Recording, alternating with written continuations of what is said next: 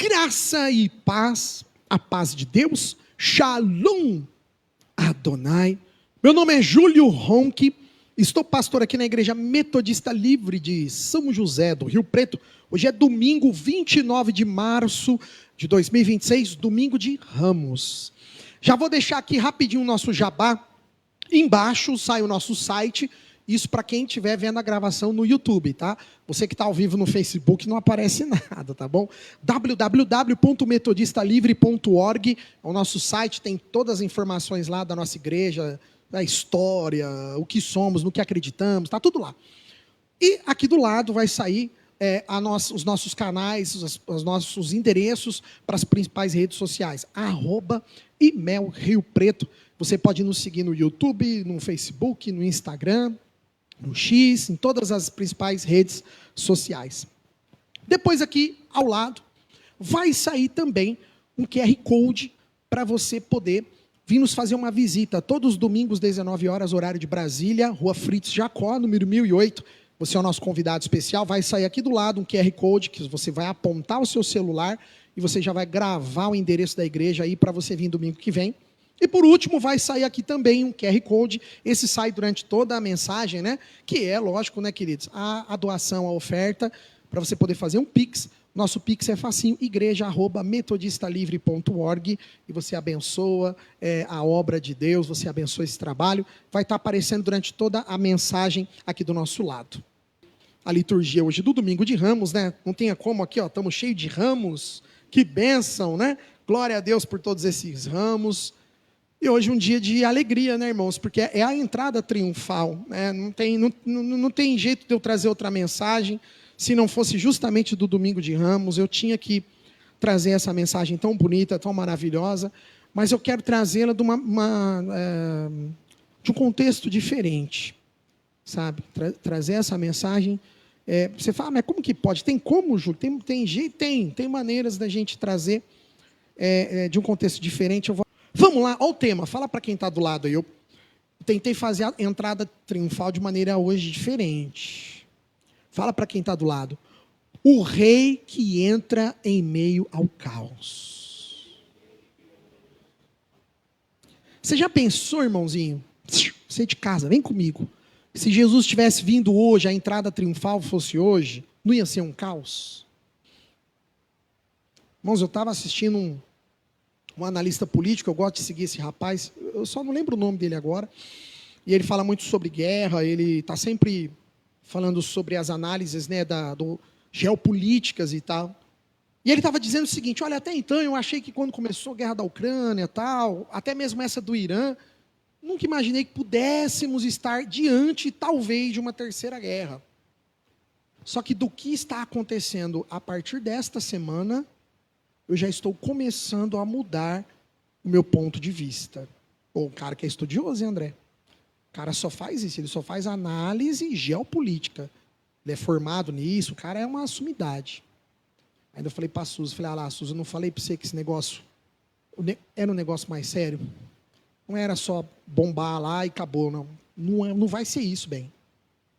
E aí ele estava falando essa semana. E vivemos nesse caos, irmãos. Se Jesus estivesse hoje, fosse o domingo de Ramos, e ele tivesse que novamente entrar hoje, aonde estamos, ele vai entrar no meio ao caos. Domingo de Ramos não é apenas um evento bonito para se enfeitar a igreja, mas o domingo de Ramos, no meu ponto de vista pastoral, ele é um choque teológico. Eu achei tão bonitinho o jeito que o Rafa... Aí tá vendo, ó, eu me vou, mas eu vou deixar minha semente no coração de vocês. O Rafa já começou, o Econômico já, que Jesus veio quebrando paradigmas e tal. Show de bola, Rafa, glória a Deus, fico feliz. Que a semente que eu tenho plantado está surgindo efeito, né? As pessoas estão aprendendo. A entrada triunfal, irmãos, é um choque teológico. E hoje nós vamos entender por quê. O porquê. Jesus, ele entra em Jerusalém em um cenário político muito tenso. Estava tenso a coisa. Vamos ver, olha. Jerusalém estava dominada por quem? Por Roma. Então veja bem, o povo judeu, o povo hebreu, a Palestina nos tempos de Jesus, o Oriente Médio, aquela região toda ali, que é tão pequenininho, né, um negocinho assim nas margens ali do oceano, né, do mar, aquele pequeno pedacinho de local estava sob o domínio, naquele momento, dos tempos de Jesus, num domínio militar, sobre uma opressão de um regime militar, que estava ali naquela região, cobrando impostos, atacando pessoas, prendendo pessoas, julgando pessoas, tanto é que julgou Jesus. O domínio militar de Roma. E Roma não tinha nada a ver com aquela região. Aquilo tratava-se da expansão do Império Romano,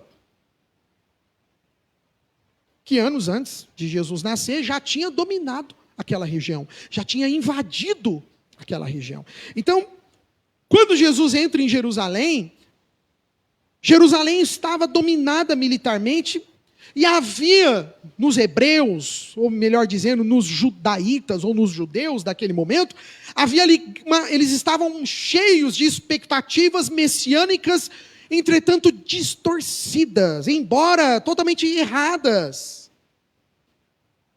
E aí foi interessante que eu fiz uma mensagem, né? Eu sempre procuro fazer uma mensagem para quebrar paradigma, no sentido que se ele tivesse vindo hoje, não ia ser diferente, não.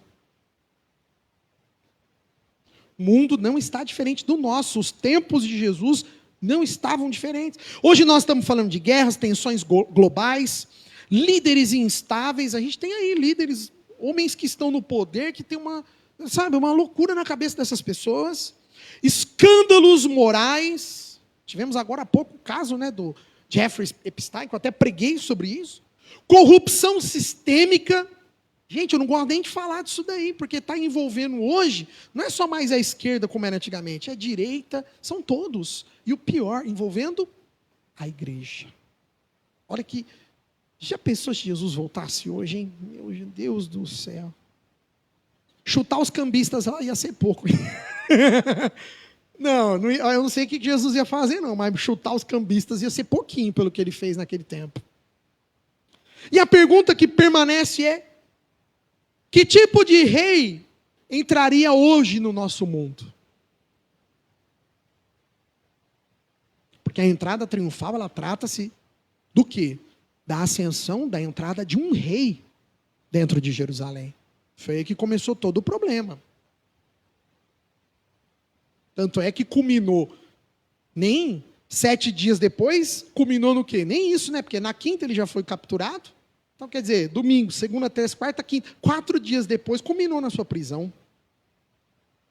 Olha que interessante. Vocês estão vendo como é a entrada triunfal? A gente leva assim, não na brincadeira, lógico, todo respeito com os ramos, mas eu quero dizer assim, a gente leva numa cultura de alegria, tal, mas, gente, no pano de fundo da entrada triunfal, é sensacional, porque em 4 dias, Jesus é capturado, injustamente acusado, injustamente feito um processo jurídico, judicial, totalmente fora dos padrões do direito romano da época, injustamente executado. Em 4 dias. Vocês estão entendendo que a gente tem que estudar a entrada triunfal de outros olhos? Não dá para a gente ver a entrada triunfal só gritando hosanas. Era isso que eu queria, todo mundo assustado, né? Mas era isso que eu queria trazer hoje para vocês. A gente sempre fala da entrada triunfal, hosanas, aquele que vem, bendito que vem em nome do Senhor, né? Mas a entrada triunfal não se trata somente disso. Ela tem muitos aspectos. Vamos lá, primeiro, 3 aspectos que eu quero falar da entrada triunfal hoje. Primeiro, quem entraria hoje nas nossas cidades, era um rei que não corresponde às expectativas humanas. Vamos ler lá em Marcos 11? Não fecha não, tá? Depois mantém o livro aberto, que a gente vai voltar a ler mais 3 vezes. Vamos lá? Na nova tradução na linguagem de hoje, você que está de casa aí, Marcos capítulo 11, do verso 7 ao 9. E então, levaram um jumentinho até Jesus, puseram as suas capas sobre ele e Jesus montou. Muitas pessoas estenderam suas capas no caminho e outras espalharam ramos que tinham cortados nos campos. Tanto os que iam na frente como os que vinham atrás e começaram a gritar: Hosana! Que Deus abençoe aquele que vem em nome do Senhor. Vamos parar aí. Então, primeiro ponto, um rei que não corresponde às expectativas humanas. E continua até hoje, hein? Você vai concordar comigo. Eu sei que alguns não vão gostar. Mas, irmãos, eu não estou aqui para agradar. Eu estou aqui para falar a palavra de Deus, o evangelho do Senhor. Vamos lá? Marcos escreve aqui aos cristãos de Roma, que estavam nesse momento sob perseguição, logicamente. E Marcos apresenta para nós um Cristo que não se encaixava no modelo político esperado. A multidão gritava Hosana, que no hebraico significa salva-nos agora. Então quem tiver aí alguma conhecida, algum parente, né, chamado Hosana, vem daí, dessa palavra do hebraico. Bonito, né? Salva-nos agora. Só que o problema, irmãos, é que aqueles hebreus no tempo de Jesus, eles queriam uma salvação política. Presta atenção. Eles não estavam entendendo que Jesus estava tratando-se de uma salvação espiritual. Era diferente o negócio. Será que não é hoje isso que principalmente os crentes no Brasil estão esperando? Uma salvação política. Eita Jesus! Tem gente que não vai mais me seguir. É interessante que Jesus já começa a fazendo totalmente o que era inesperado para os hebreus naquele tempo. Os judeus, eles achavam que o Messias que viria, o Messias que estava prometido lá no livro de Isaías, o Messias que estava prometido no livro de Ezequiel, o Messias que estava prometido no livro de Jeremias, o Messias que estava prometido durante todo o Antigo Testamento. Se você pegar o Antigo Testamento, aonde falar de Messias, para a cultura daquele povo, desde os tempos antigos, isso eu estou falando desde 800 anos antes de Jesus, 900 anos antes de Jesus, aquele povo esperava um Messias que viesse politicamente e que de maneira militar libertasse o povo. Entendeu? Mas Jesus, ele não usa carro de guerra. Jesus, ele entra na cidade onde ele seria o rei, montado no quê? Uma jumentinha. O jumentinho, que no grego significa polos, por isso que tem aquela camisa polo que tem um cara em cima de um cavalo, né? Aquilo lá é o equino, né? O polos. Simboliza humildade. Quando Jesus, ele diz para os discípulos, ó, vai em tal lugar, que vai ter um fulano lá, que vocês vão falar que, olha, o mestre precisa desse jumentinho aqui, já vai estar tudo preparado. Ele já abasteceu o tanque, ele já alinhou, balanceou, vai estar prontinho o negócio. Quando Jesus falou isso, ele estava de plena consciência de que ele estava utilizando um animal que totalmente demonstrasse contraste com os cavalos de guerra que já tinha naquele tempo, viu? Até muitos anos antes, mesmo 1400 anos antes, já tinha os cavalos de guerra. Isso já era comum, muito comum, até mesmo mais. Vocês estão entendendo? Ele já escolheu, ele não podia ter procurado um alazão? Opa, ele era Jesus, irmãos. Ele era o rei dos reis, irmãos. Ele podia ter pego o alazão mais maravilhoso que houvesse no Oriente Médio lá, aqueles cavalos, já viu que tem aquele pelo na pata assim, que é bonito, eu não sei como que chama aquela raça lá no Oriente, que é todos uns equinos especiais, né, para poder atravessar o deserto, são animais que são robustos, né, enormes, então ele não podia ter escolhido um cavalo daquele lá. Por que ele escolheu um jumentinho, né? Olha aqui. A concepção de... Por isso que eu falo, irmãos, tem muito crente nos dias de hoje que não entenderam a proposta do Evangelho. E tem muita igreja, muito pastor que está ensinando errado a proposta do Evangelho, a real proposta do Evangelho. Não estou falando que só eu sou o certo, por favor, não é isso. Mas tem muita gente equivocada aí fora. E um mundo como o nosso, onde líderes andam agressivos, discursos de poder... Você viu, essa semana eu vi um vídeo do Trump, eu acho tão asqueroso o vídeo desse homem. Ele estava na Casa Branca, aí não sei o que viraram e falaram assim, aí ele perguntou assim, eu posso falar não sei o quê, posso dizer não sei o quê? Aí o boçal do serviçal, é boçal mesmo, eu falo mesmo, do serviçal lá do lado dele, vira e fala, não, senhor presidente, o senhor pode qualquer coisa. Vá que pode, deixa na hora que pesar a mão desse Deus maravilhoso. E diz que está em nome de Deus, né? Isso que me afronta demais, irmãos. Eu não consigo ficar em silêncio. Quando a pessoa coloca Deus e age de maneira que não tem nada a ver com Deus. Hoje, líderes agressivos, discursos de poder, o que Jesus faz? Jesus entra sem armas, Jesus entra sem exército, Jesus entra sem propaganda. Ele não mandou ninguém assim, ó, vai avisar o pessoal para cortar os ramos, para preparar para mim. Ó, fala para o pessoal pegar as túnicas, os panos mais bonitos que tiver lá, as coisas mais coloridas, que naquele tempo isso era muito caro, para colocar no chão, para eu poder passar por cima. Não foi nada. Eu falo, irmãos, o evangelho é uma das palavras que eu mais gosto na minha vida. E que eu acho que muita coisa aconteceu na minha vida dessa maneira. Eu acho essa palavra muito linda. Eu já falei para a Suzy. Falei, amor, põe na minha lápide. Despretensioso. Cara, o evangelho é muito despretensioso. Porque as coisas acontecem organicamente. As coisas acontecem naturalmente. As coisas acontecem pela ação do Espírito. Você pode ver, tudo que você força, não dá certo, irmãos. Tudo que você tenta de goela abaixo, não dá certo. Tenta de forma orgânica. Tenta deixar a coisa acontecer naturalmente. Você vai ver que Deus vai agir, meus irmãos. E foi assim, Jesus não programou nada. Ele só pediu, traz a jumentinha para mim. Sem armas, sem exército, sem propaganda. Mas mesmo assim, trouxe uma comoção, trouxe um alvoroço, trouxe um rebuliço. Principalmente no caminho de Jericó até Jerusalém, até chegar em Jerusalém, que ele já estava a caminho, e quando ele chega em Jerusalém, a entrada triunfal acontece, mas por todo esse caminho que ele já descia a estrada, irmãos, já começava aquela comoção, aquele empurra, aquela coisa, aquela loucura, irmãos. Hoje nós vamos falar de um teólogo inglês, ele é bem recente, ele acho que nasceu em 1948, Nicholas Thomas Wright.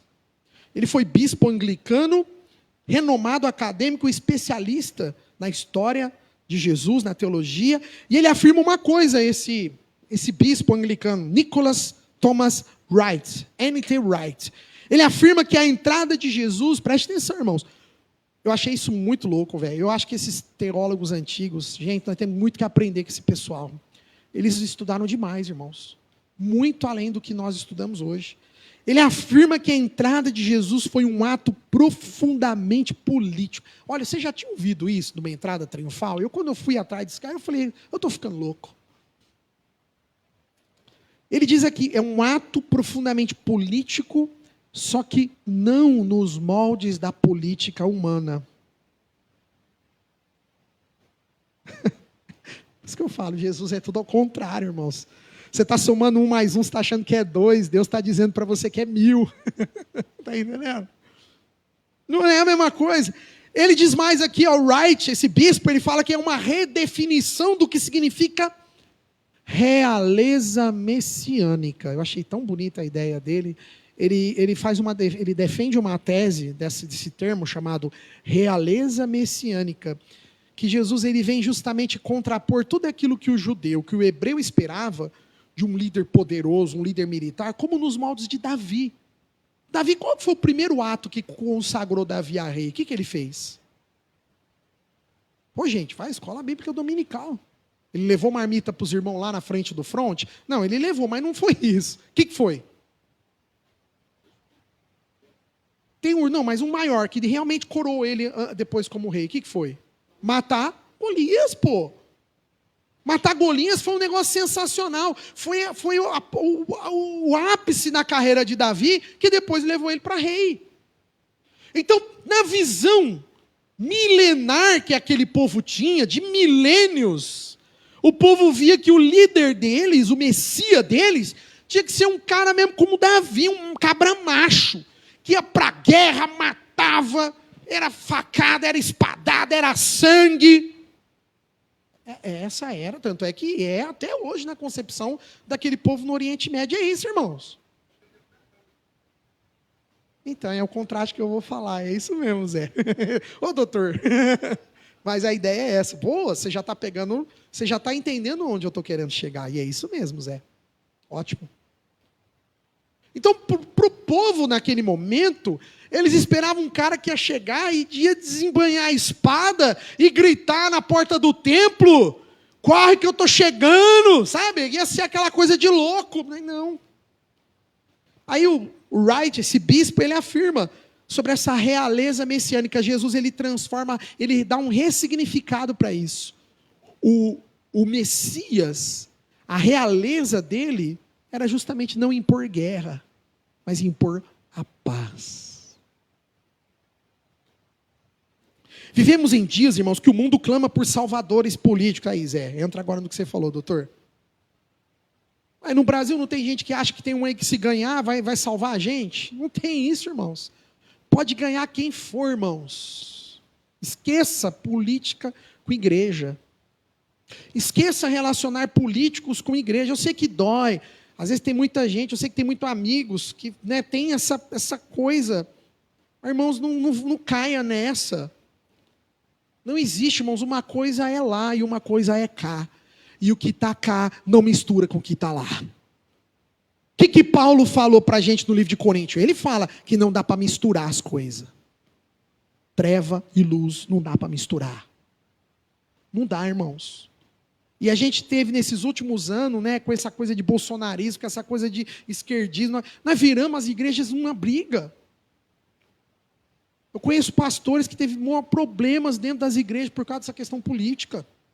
É triste isso, irmãos. Irmãos, nós estamos aqui para orar. Nós não estamos aqui para nada do que está lá fora.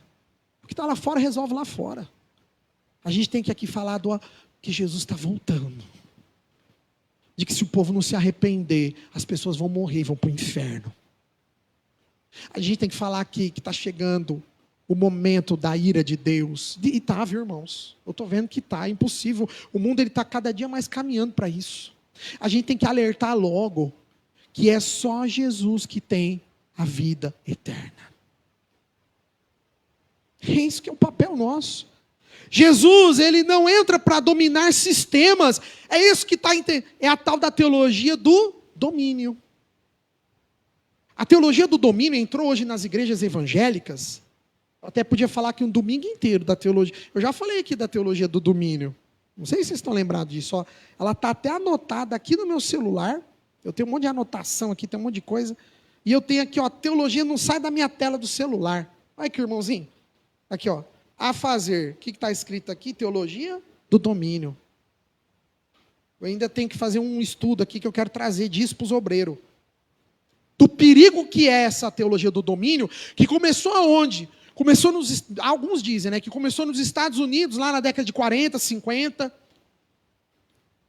Que é justamente essa noção que as pessoas têm. Ah, Deus tem que pôr cristão em todas as esferas do mundo. Não, irmãos, quem falou que Deus tem que pôr cristão em todas as esferas do mundo? Onde está escrito isso? Você me acha na Bíblia que eu migro agora para a teologia do domínio. Nós vira também. Não tem, irmãos. Não existe isso. É o que eu estou falando, tem que ser natural. Tem que ser orgânico. Veja, né? Eu estou no meu serviço público, quase vou agora completar 25 anos. E graças a Deus eu ascendi, eu cheguei num local, num patamar da minha carreira onde sou o chefe. Mas não tem nada a ver de eu ser cristão e de eu ser chefe lá. Isso não tem que interferir. Agora, as pessoas vêm, as pessoas... Tal. Irmãos, mas isso tem que ser natural na vida da gente, em qualquer coisa na vida da gente. Não é que Deus ele precisava de pôr um cristão. Não, para com isso, irmãos. Deus não precisa disso, porque o reino dele não é desta terra. Deus não precisa disso. Agora é lógico, naturalmente coisas maravilhosas acontecem. Você lá no teu trabalho pode ser um canal de bênção na vida de alguém. Claro, não estou dizendo que Deus não pode usar. Mas eu estou querendo dizer que a teologia do domínio, ela usa isso como propósitos. Ela usa isso, sabe? Que tem que chegar nos níveis em todo... Não tem que chegar em nível nenhum, irmãos. O que tem que nós é só pregar a palavra de Deus de verdade. Parar com graça. Parar com piadinha no púlpito, parar com gracinha e pregar a palavra de Deus. É isso. Nós temos que fazer. Cristo não veio dominar sistemas, mas Cristo veio transformar corações. É muito mais profundo. É muito mais profundo. Então, primeiro ponto. Nem sempre o líder que eles estão esperando, o Messias que eles estão esperando, inclusive ainda hoje, né? como o doutor José bem observou, nem cheguei na conclusão, ele já chegou lá. Estão esperando muitas vezes, né, Messias, a pessoa e não sei o que, irmãos, não. Olha, segundo ponto. Esse Messias, esse rei, quando ele vier, ele vai revelar a cegueira das pessoas. Fala para quem está do lado. Ele vai revelar a cegueira das pessoas. Irmãos, tem tanto evangélico no Brasil que está cego por causa disso. Brigou com família, brigou com um amigo, brigou com fulano, brigou com Beltrano por causa disso, irmãos. Para, irmãos, nós não temos que brigar com ninguém. Eu sei que é difícil. Não estou falando para vocês que eu sou perfeito, não. Eu não sou também, não. Eu tenho meus erros, eu tenho minhas falhas. É difícil, eu sei. Meus filhos que o digam, minha família que o diga, meus amigos que... meus amigos, né? Não tem muito, mas...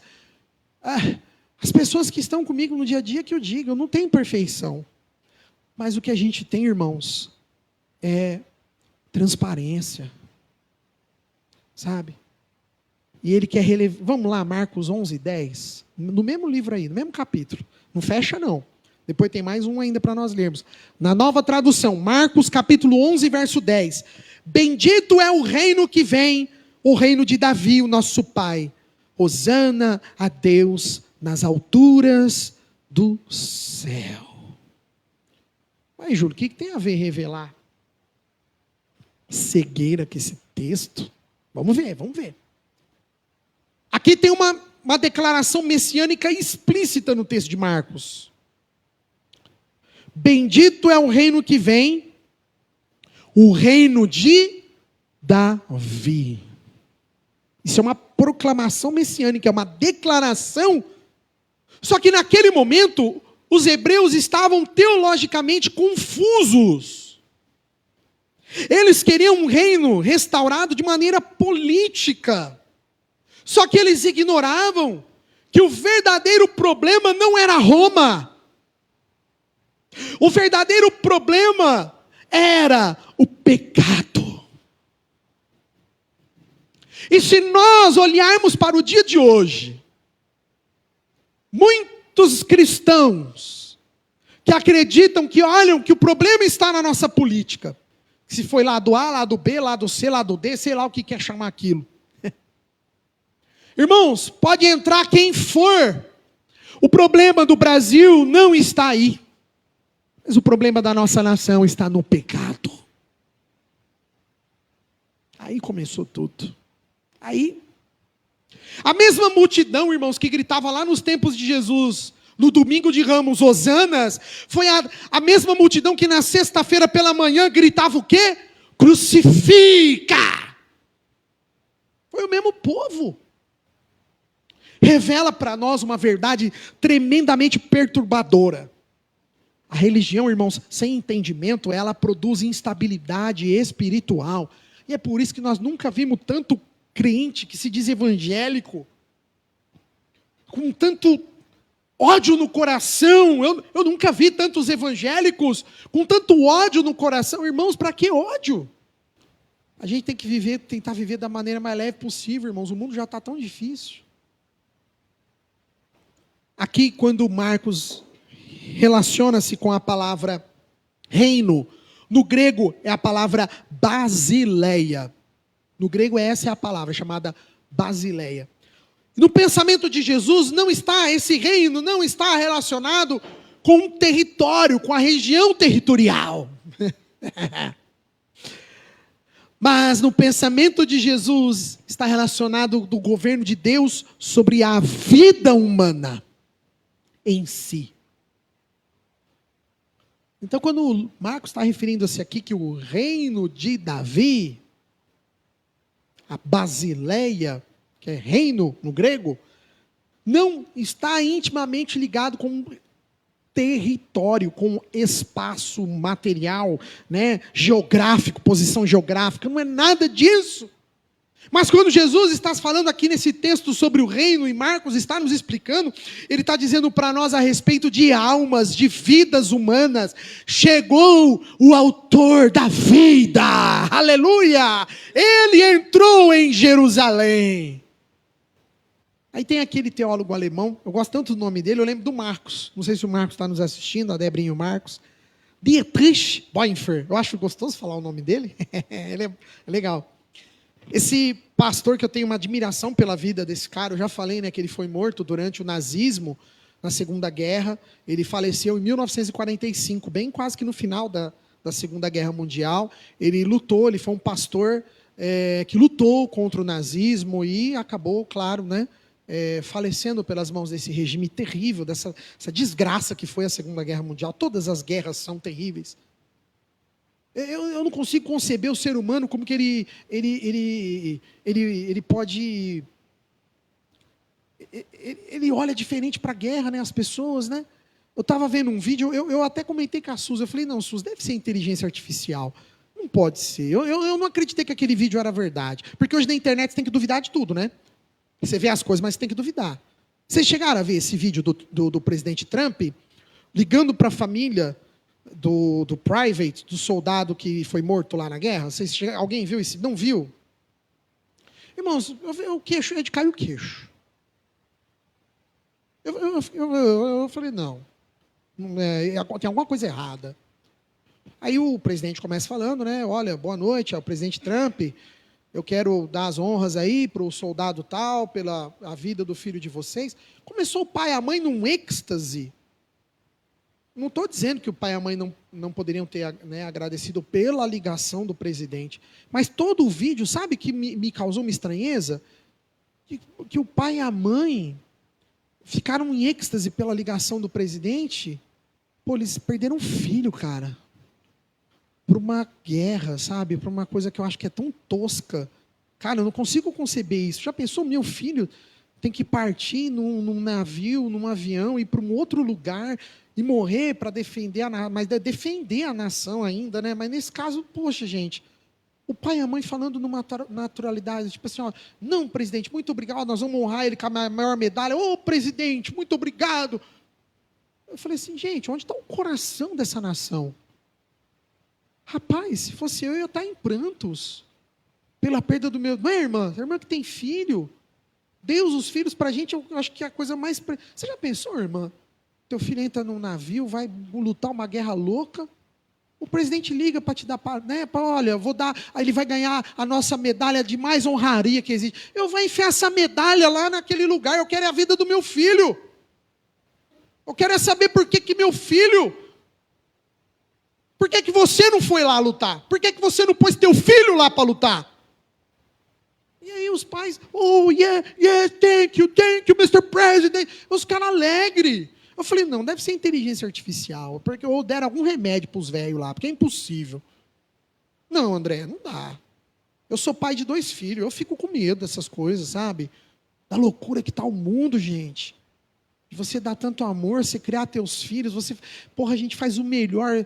Eu e a Suzy, a gente faz sacrifícios, sabe, para você educar, para você ensinar, para você formar teus filhos, homens, cidadãos de bem, para depois um cara ligar para mim e falar, oh, nós vamos te dar a maior medalha. Cara, pega essa medalha, meu querido, me perdoa, sabe?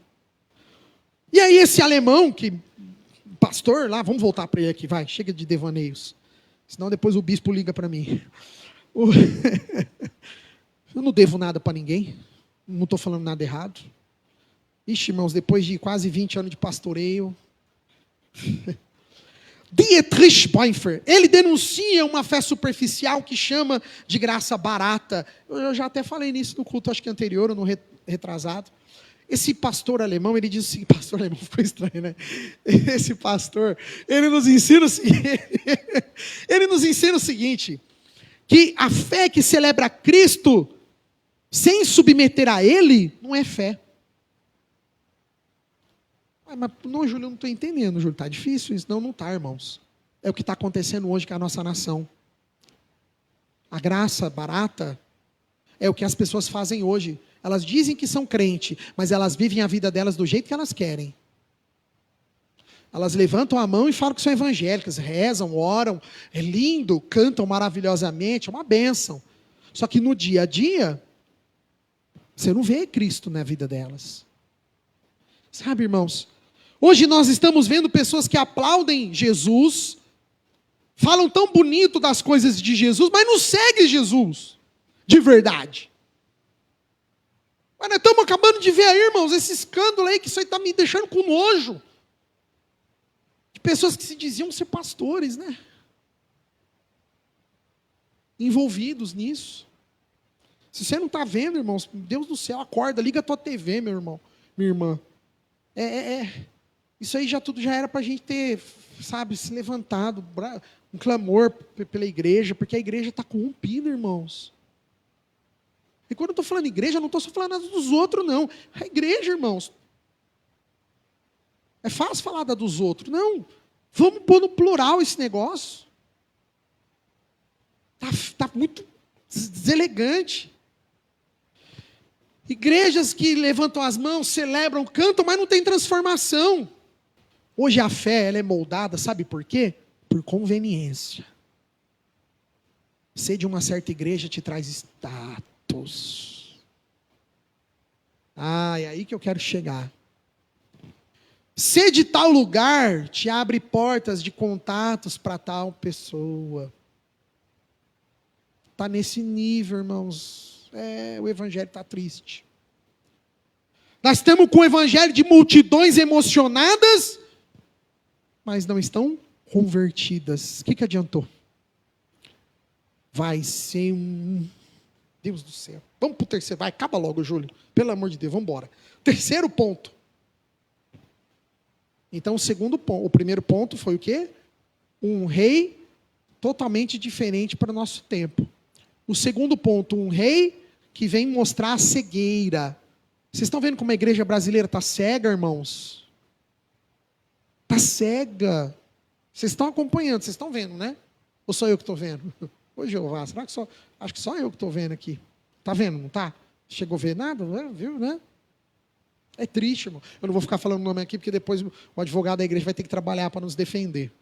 Mas na hora que desligar a live, a gente conversa. É triste, irmãos. A gente sorri, mas é muito triste. Sabe por que eu fico triste? Eu fico triste com as vidas e as almas que estão lá dentro. Porque eu sei que dentro daquele lugar tem muitas e muitas pessoas que vão com o coração procurando Deus. Eu fico triste por elas. Por quem errou, meu irmão, quem errou é só com Deus, viu? Cada um cuida do seu. Mas e para aqueles que realmente estão naquele local, buscando Deus de todo o coração? Você já não parou para pensar como a fé deles está abalada? Você já pensou? Muito triste. Terceiro ponto. O rei que caminha para essa cruz em meio ao caos. Vamos lá para Marcos 11:11. Nova tradução na linguagem de hoje. Já estou encerrando já, irmão. Passei um pouquinho do horário hoje. Desculpa. Vamos lá. O rei que caminha, vai em direção, cruzando em meio ao caos. Lá, Marcos 11:11. Jesus entrou em Jerusalém. Presta atenção, tá, irmãos? Que tem 3 coisas que eu quero que você que tem Bíblia de papel, puder grifar. Grifa aí o verbo, entrou. Jesus entrou em Jerusalém. Depois grifa o segundo verbo, foi. Foi até ao pátio do templo. E grifa agora o terceiro verbo, olhou. Olhar. Olhou tudo em volta. Vocês grifaram os 3 verbos? Depois vocês vão entender. Como já era tarde, foi com os 12 discípulos para a cidade de Betânia. Oh, Jeová. Betânia era o lugar que Jesus mais amava. Toda vez que ele estava em Jerusalém, Betânia era o aconchego, era o lugar onde ele chegava. Você tem noção que nesse momento, Lázaro já estava ressurreto? Olha que loucura, irmãos. Ele ia lá jantar com Lázaro, que tinha acabado de... Há alguns tempos atrás, ele tinha morrido, mas ele estava vivo, André. Olha que loucura. É maravilhoso isso. Chegava lá, provavelmente Marta com as panelas, tudo. Nossa, Jesus está chegando aí. Avisaram que Jesus ia dormir hoje aqui. Eu quero fazer uma janta bem gostosa para Jesus. Nossa, deve ser tão gostoso. Eu queria poder visitar tá lá com essa família. E esperando o mestre chegar, para ele sentar lá na sala e ele começar a falar do evangelho, do amor do Pai, de tudo que Deus tem preparado para nós. Eu acho que deve ter sido sensacional, irmãos. E aí uma coisa interessante que eu vi nesse versículo, parece simples, né? Jesus entrou, observou e se retirou. Por isso que eu pedi para vocês marcar os 3 verbos. Parece simples, mas é profundo essa mensagem, irmãos. Jesus, naquele momento, ele não reage emocionalmente. Preste atenção. Naquele momento, ele não assume o poder. Ele poderia ter assumido o poder, irmãos. Opa! Com aquela multidão que estava atrás dele, ele estava levando um povo, irmãos, que ele podia ter feito uma revolução em Jerusalém. Ele podia ter, era só ele gritar assim, ó, peguem as armas, pronto, já virava aquele regaço, já era romano morrendo daqui, soldado matando dali, gente saindo por aqui, criança correndo por lá, já ia virar aquele fuzuê. Jesus poderia ter assumido o poder, mas não. Jesus, ele caminha deliberadamente, ou seja, propositadamente, ou seja, com o seu próprio convencimento, o seu livre-arbítrio, ele caminha para a sua cruz. Isso mostra, irmãos, que na entrada triunfal, o trunfo, ele não está na entrada em si. Mas a entrada triunfal vem nos... Por isso que eu falei, tem muito para aprender na entrada triunfal. Mas a entrada triunfal, o trunfo está, sabe em qual palavra? Na entrega. O que a gente entrega para Deus, hein? Ou o que temos entregado para Deus? Não estou falando de dízimo e oferta, que pelo amor de Deus, irmãos. Eu estou falando da nossa vida. Sabe? É interessante que no grego a palavra olhou atentamente lá na hora que ele entrou no templo. Você acha que ele já não viu as coisas erradas lá? É a palavra emblepo, que significa olhar atentamente, examinar de maneira profunda, sabe? Deu aquela olhada. Jesus, ele não olhou apenas o templo físico, mas Jesus, ele viu naquele momento a corrupção total que estava no sistema, a corrupção espiritual que estava todo o sistema. Agora vamos falar de um teólogo, estou acabando já, também um teólogo alemão também, e nasceu bem depois da Primeira Guerra Mundial, um pouquinho depois da Primeira, 1926, teólogo alemão chamado Jürgen Moltmann. Moltmann, difícil o nome dele, viu? E ele é justamente conhecido pelo teólogo que trouxe para nós a teologia da esperança, ou teologia da cruz. O Moltmann, ele afirma que Deus não é indiferente ao sofrimento. Eu sempre lembro de uma pregação que o Wallner deu aqui, ó, faz muito tempo isso, hein? Nossa. O Sandro uma vez trouxe aqui uma pregação e eu sempre lembro isso comigo. Toda vez que eu estou passando um momento difícil, eu lembro dessa palavra do Sandrinho. E ele falava assim, olha, Deus, antes de você chorar, Deus já tinha chorado por você. E o Jürgen Moltmann, esse teólogo alemão, ele diz o seguinte, Deus, ele não está indiferente ao nosso sofrimento, ao sofrimento humano. Tem muita gente que pensa que Deus é um Deus carrasco, que ele olha e dá risada. Ah, bem feito, né? Não, irmãos. Deus, ele não está indiferente. Pelo contrário, para esse teólogo, ele diz que Deus, ele entra no sofrimento. Conosco. No mundo de guerras, crises morais, instabilidade. Deus não está longe, não, irmãos. Deus não está ausente. A gente deve estar tão distante da guerra, né? Imagina crianças morrendo, uma coisa terrível. Pessoas passando fome, é tanta coisa que está acontecendo, não só na Ucrânia, né, no Irã, na África, tem um monte de lugar que está em guerra, irmãos. Deus não está ausente, mas Deus, ele está na cruz, sofrendo por nós. Por favor, que esse estar na cruz não significa que ele não ressurgiu, não significa que ele não ressuscitou, não é isso, mas ele está em sofrimento por nós. Esse é o entendimento dessa frase. Ele continua sofrendo, padecendo por nós. Que nós aprendamos, irmão, estou encerrando. O domingo de Ramos não é sobre vitória política. Naquele tempo, os judeus estavam esperando isso, uma vitória política. Mas o domingo de Ramos, ele vem nos ensinar que a redenção é através do sofrimento. Ó, o ChatGPT acertou lá com as crianças, vocês estão vendo? Está uma alegria lá. Deve ter as brincadeiras que ele faz lá, estão doidos.